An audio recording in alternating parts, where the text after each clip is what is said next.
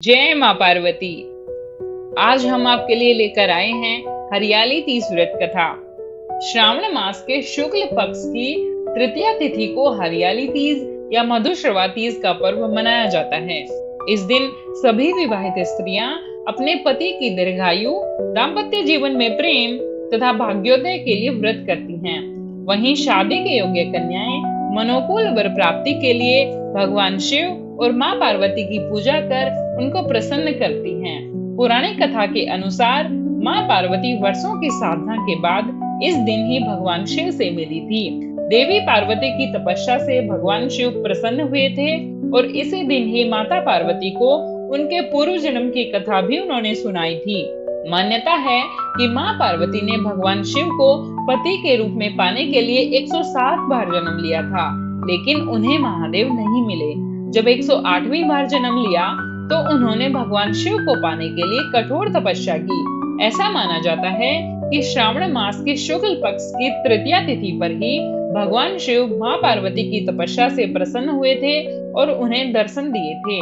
शिव पुराण के अनुसार भगवान शिव माता पार्वती को उनका पूर्व जन्म याद दिलाते हुए कहते हैं कि हे पार्वती, तुमने मुझे पति के रूप में पाने के लिए वर्षों तक कठोर तप किया, अन्न और जल का भी त्याग कर दिया और सर्दी, गर्मी, बरसात जैसे मौसम की भी कोई फिक्र तुमने नहीं की। उसके बाद तुम्हें वर के रूप में मैं प्राप्त हुआ।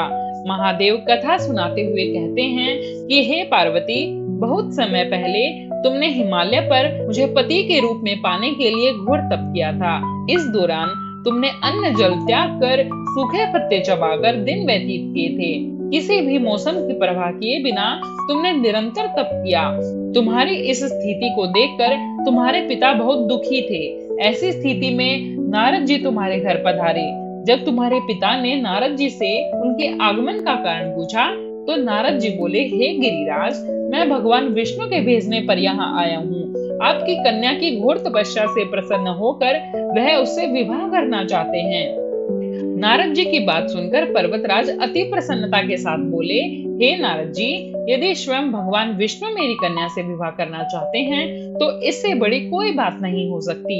मैं इस विवाह के लिए तैयार हूँ। फिर शिवजी पार्वती जी से कहते हैं, तुम्हारे पिता की स्वीकृति पाकर नारद जी भगवान विष्णु के पास गए और यह शुभ समाचार सुनाया।